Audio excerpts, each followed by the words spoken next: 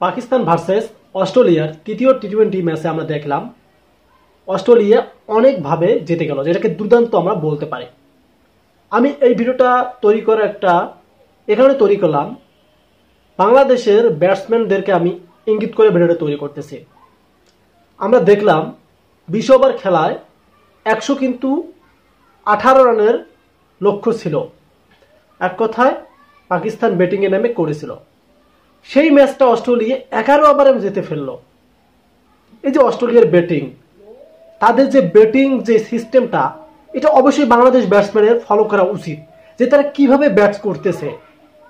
Marquis stories এই যে 61 রানের যে একটা ইনিংস খেললো, 5টা 6 5টা 4, বাংলাদেশের ব্যাটসম্যানদের অবশ্যই উচিত যে এই ব্যাটসম্যানদেরকে ফলো করা, তারা কিভাবে ব্যাট চালাচ্ছে, কোন বলটা কিভাবে খেলতে হয়, অবশ্যই এটা কিন্তু প্রয়োজন।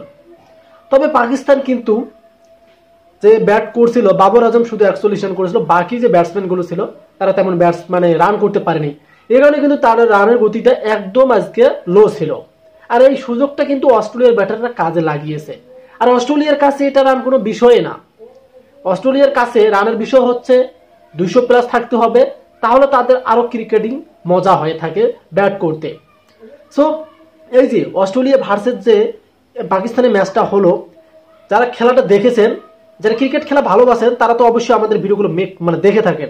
সো তাদেরকে বলতেছি, এবং বাংলাদেশের যে প্লেয়াররা আছে তাদের উদ্দেশ্যে আমার কথাগুলো, অবশ্যই তাদের উচিত যে বিশ্বের যে বড় বড় দলগুলো আছে তাদের ব্যাটিং লাইন ফলো করা।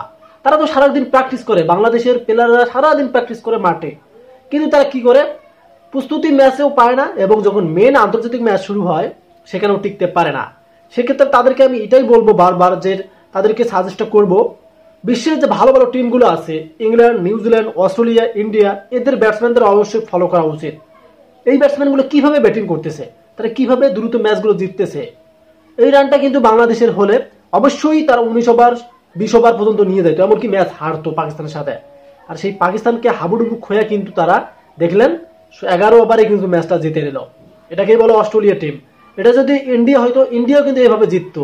আর বাংলাদেশ যদি এই অবস্থানে থাকতো, তাহলে দেখা যেত 15-16 ওভার 18 ওভার এমনকি অল আউট হয়ে যাইতো, যেখানে অস্ট্রেলিয়া 11 ওভারে ম্যাচটা জিতলো। অবশ্যই বাংলাদেশের ব্যাটসম্যানদের ভালো ব্যাটিং লাইন আমরা আশা করি, কারণ অবশ্যই তাদেরকে ভালো ব্যাটিং আনতে হবে।